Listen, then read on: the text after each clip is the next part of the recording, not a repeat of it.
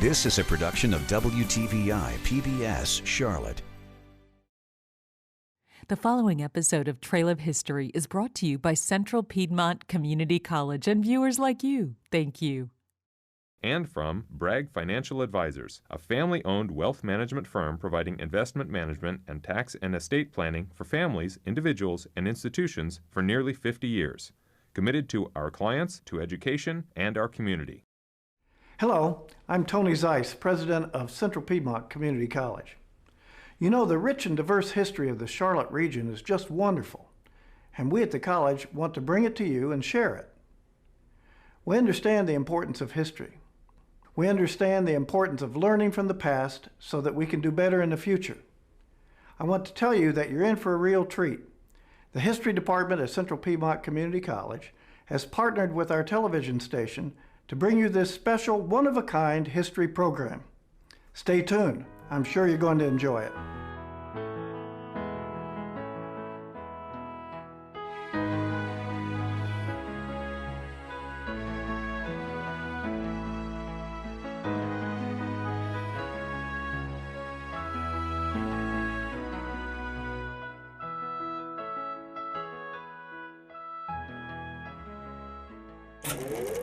You are settled in your seat, popcorn in your lap. As the lights dim, the darkened theater provides a diversion from the everyday, and you share in the anticipation and excitement of the crowd for the film that is about to come on. Going to the movies has been an American tradition for over 100 years, in places like this, the Carolina Theater in Charlotte, and others in our area. The historic Gem Theater harkens back to the early days of moviegoing. The Kannapolis landmark's bright neon marquee shines bright over West 1st Street, and an attendant still sells tickets from the theater's original sidewalk ticket booth. Seniors will be $8, please. Brenda and Miles Decker have a standing date night. We go to the movies every Friday, and if the movie you want to see is playing here, this is where we'll come. For others, a trip to the Gem Theater brings back memories of their youth, memories James Smith tries to create for his children. Where I grew up in New Jersey, there was a theater very similar to this, and I always used to love going to it as a kid. My dad used to take me to sit up in the balcony. I loved it, and that's what I try to bring out with my kids as well. Steve Morris owns the Gem. Hear stories every day about people that this is where my wife and I had our first date. This is where I proposed. This is where I brought my child for their first movie. A lot of people talk about, about the time that Roy Rogers had Trigger on the stage. The theater opened on December 31st, 1936, and it was virtually destroyed by a fire of unknown origin in 1942.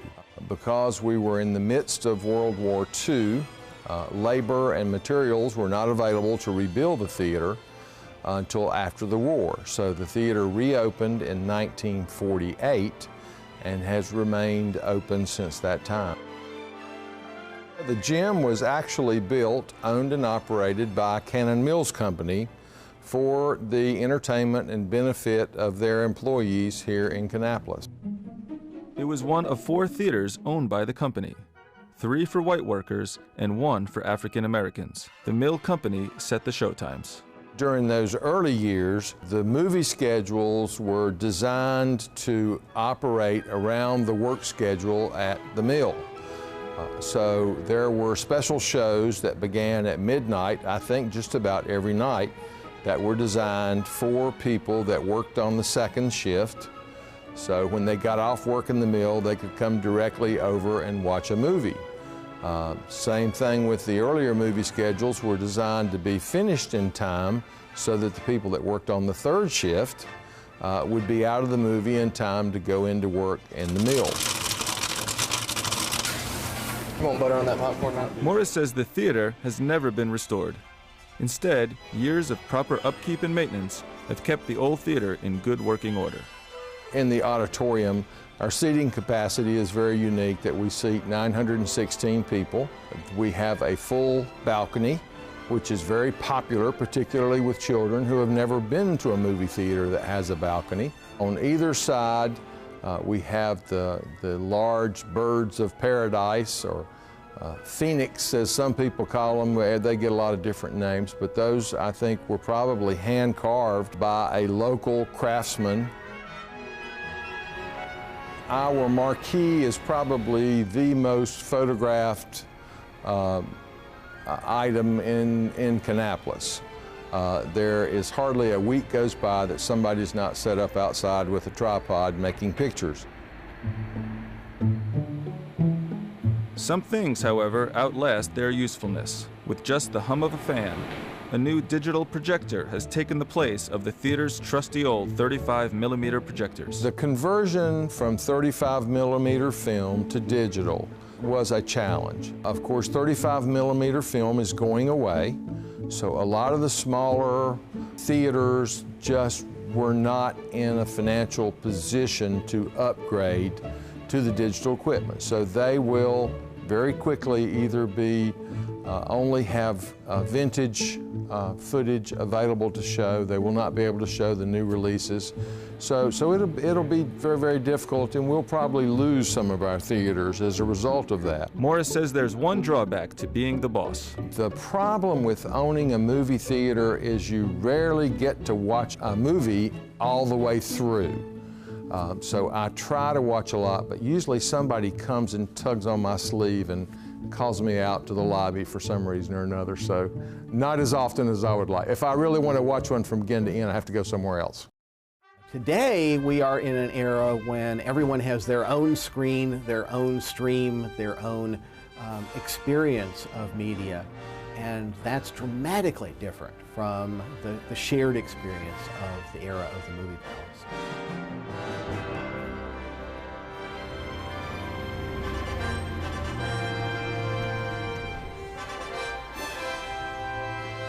Amidst the bustle of uptown Charlotte, you might not notice the nondescript brick building adjacent to a small park at the corner of North Tryon and East 6th Street.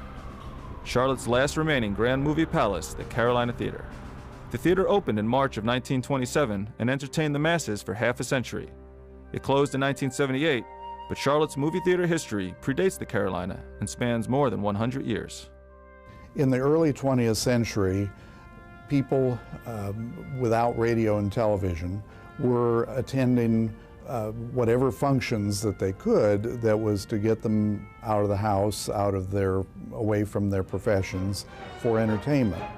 And movies had just started to be produced in any length in the very early 20th century. The very first movie theater that I found was in 1906, 1907. A guy named William Peters, Colonel William Peters, must have been some kind of impresario, rented a couple of spaces on Trade Street and put up a sheet on one end and started showing these newfangled motion pictures.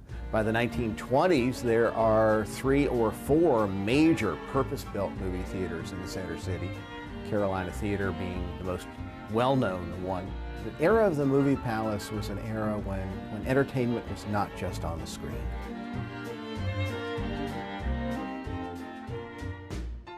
In addition to the films that occurred, which were normally somewhere between 20 to 60 minutes in length, you had touring vaudeville teams, which were magicians, singers, jugglers, dancing, types of things that were on the tours around the nation. The 1920s were the era of the movie palace nationwide. If you go to Los Angeles and you walk down the main avenue, there are still like a dozen of these grand theaters, what were called atmospheric theaters. You walked in and the show started on the sidewalk with a great neon or multi-light marquee, and the lobby looked like perhaps Versailles or some very fancy place in Europe, and then you walked into the theater itself and there were murals and there were stars twinkling in the sky. The Carolina Theater made movie-going a grand experience. It was the most elaborate theater that was built here in Charlotte. It seated 1,450 people originally. It had elaborate architectural elements that spoke of a higher class of entertainment. Much of the interior of these theaters was constructed with plaster. which was a very cheap material in the 1920s. Molds would be created that would create the plaster elements that were installed in the theater. And that when you look at these pictures, you see the various columns, ornamentation, things that were imitative of European architecture of different countries. In the case of the Carolina, you have tile work that was from Italy. You had curtains that were from France. You had different furniture in the original architectural scheme that was from different countries, sometimes legitimate antiques or reproductions. And all of this contributed to the atmosphere when you walked in the building. In 1932, the Charlotte Symphony held its first concert at the Carolina Theater, and in the early years, Hollywood royalty and hip-swaying rock and roll stars graced its stage. Elvis Presley performed with the Grand Ole Opry when they came to town in 1956. And during the 1960s, the theater set a record, playing the Sound of Music film for 79 weeks straight. Advancements in cinematic technology in the 50s led to alterations at the Carolina, destroying or hiding much of the original movie palace decor. Anything deemed old-fashioned was stored away, sold off, or simply thrown out. One of the processes that came along was Cinerama. This was a circular, semicircular screen that was installed in the front of the theater, and it went around the stage area, so basically it covered up the stage. The walls were lined with curtains. Anything that was jutting out too far into the room was chopped away. But in the end, it was economics that dropped the final curtain on the Carolina Theater, forcing its closure in November of 1978, a time when Charlotteans were moving to the suburbs and going to the movies meant a multiplex theater. The story of the Carolina Theater doesn't end here. But first, the end of segregation in theaters and movies from the comfort of your car.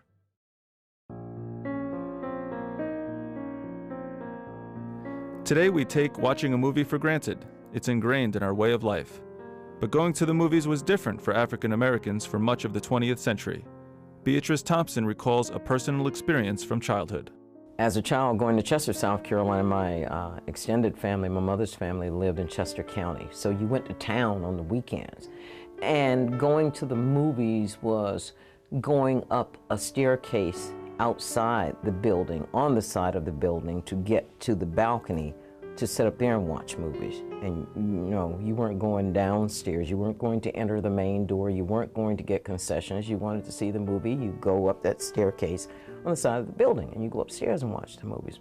Plain and simple.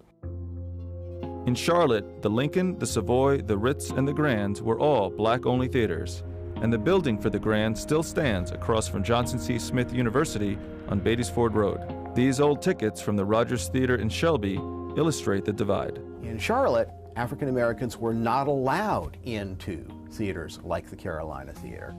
Instead, they had to go to theaters in their neighborhood, which by itself was not a bad thing. Charlotte had at least 2 theaters in the Brooklyn neighborhood in the Center City, one of which the Lincoln, which had considerable pride, as you can imagine, in its name.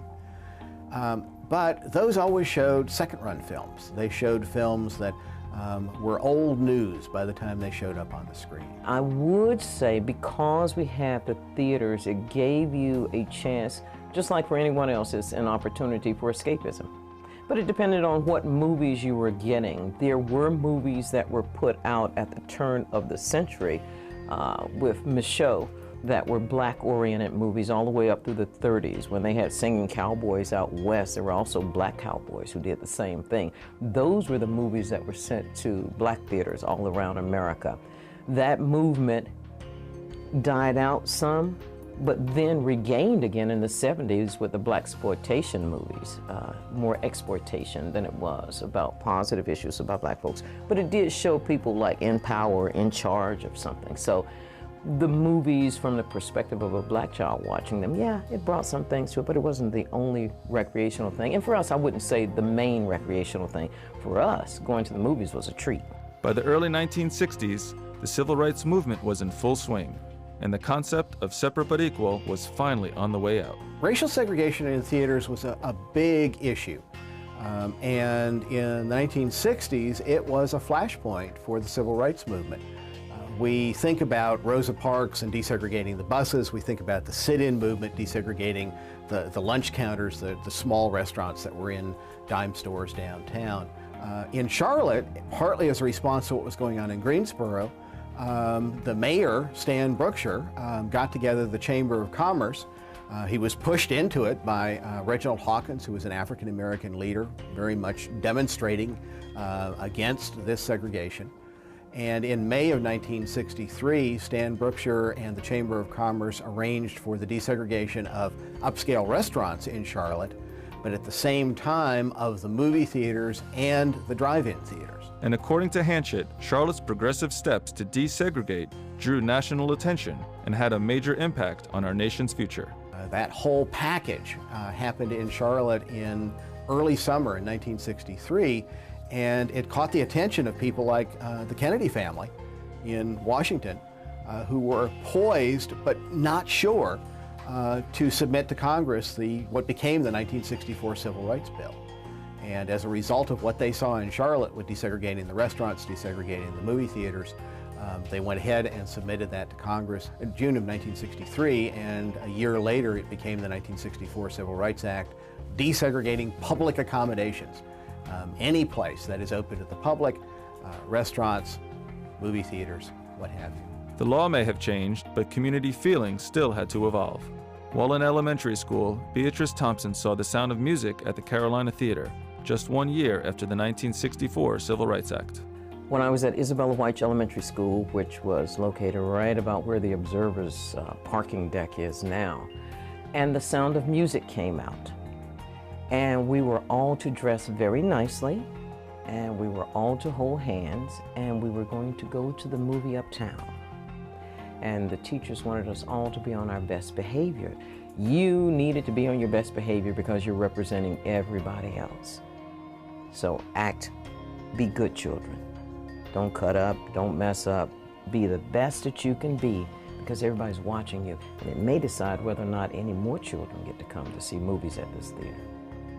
So it was very much so. And I find it ironic that on so many different levels, as we dealt with integration and desegregation in America, it fell upon the backs of children.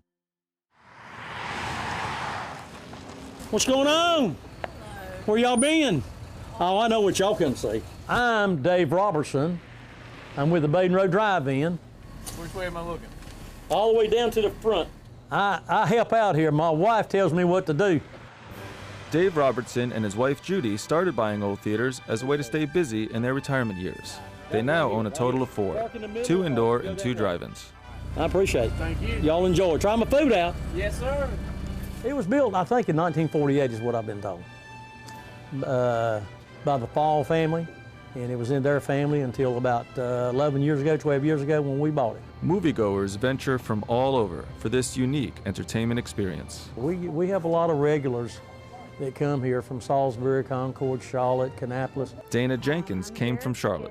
I moved from Atlanta to Charlotte, and Atlanta had a nice big drive-in, and I wanted to go to the drive-in, so I looked it up and found this one online. The drive-in offers something intangible in modern-day America. I've been coming for many years. It's just the outside experience, the kind of retro experience you get.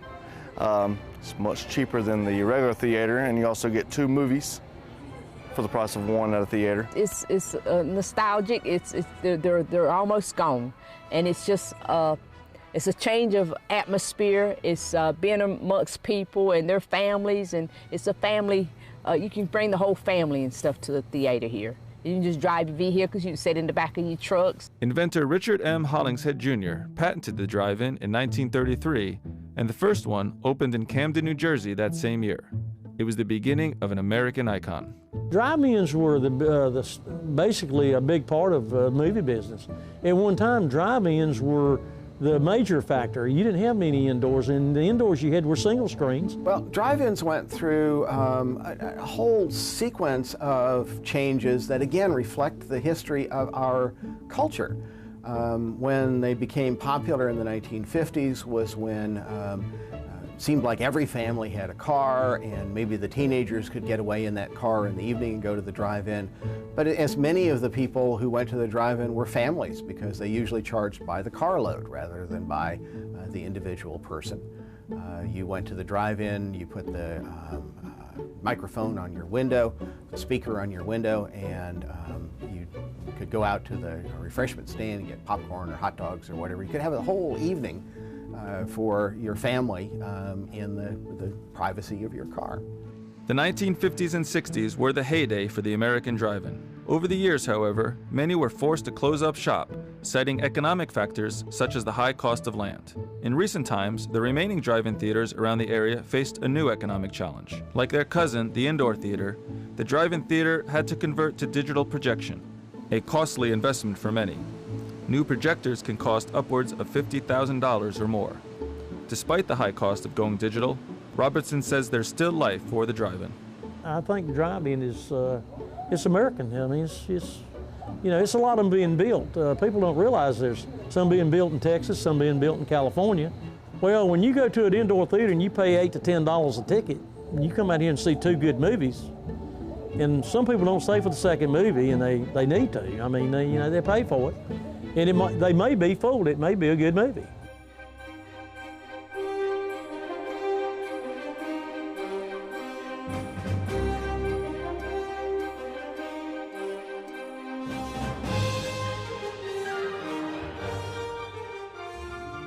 The single-screen movie palace like the Gem Theater is a rarity, but with individual and community efforts, a few more are being saved. In 2009, Gary Coulis purchased the Rogers Theater in Shelby in order to preserve and restore the 1936 landmark. In a classic image provided by Coulis, movie promoters parked a biplane on the sidewalk to promote the 1938 movie Test Pilot, starring Clark Gable. Before and after pictures show the progress being made to bring the building back to life. His plan for the theater is to make it a multi-use space, including a new home for the Greater Shelby Community Theater Group. Back in Charlotte, the Carolina Theater, once a grand movie palace on North Tryon Street, has sat empty since November of 1978. Today the building has little of its original grandeur left, but like the Rogers, it too is getting a new lease on life. The building does have challenges. During the winter of 1980, homeless built a fire on the stage for warmth. Fortunately, the fire curtain that had been installed in 1927, when the fire became hot enough, it melted the wax, so the curtain then rolled down and kept the fire from going out into the auditorium itself. There was water damage that occurred in the rest of the building, but the building was largely saved from destruction. By the 1990s, the city of Charlotte had possession, and in 1997, John Apple and Charlie Clayton formed the Carolina Theater Preservation Society. For these many years, we have, along with several of our members, have been instrumental in making City Council, the mayor, local business people, and the community aware of the importance of this theater and how that its future is an important link to the past. There's a tremendous number of successes for restored theaters. This is part of our cultural heritage in the United States.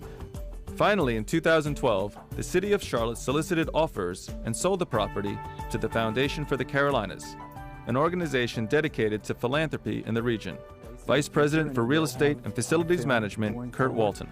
The Foundation's interest was primarily civic space, though. It will be roughly 1,000 seats, which is about 400 smaller than it was originally, but it will be for what we're calling the community's living room, the civic living room, how we can engage citizens and how we can provide nonprofits with a platform to reach the citizens. And so it'll be a combination of civic engagement and arts and entertainment. The price tag for renovations, much of it through private donations, an estimated $28.7 million. Financially, it's a big community commitment, but I think what's going to make it successful is the commitment that we've seen, the enthusiasm we have seen from from people throughout the community who really do want to see the theater returned back to use. And so the foundation will be on point for the dollars and the renovation, but making it a success will be a community effort. The theater is important to our present because it is a link to our past, so that when people have this physical connection to something, they begin to realize the importance of it, that it's not just something that they read in a book or see a marker that said this was here, that you actually have something of tangibility.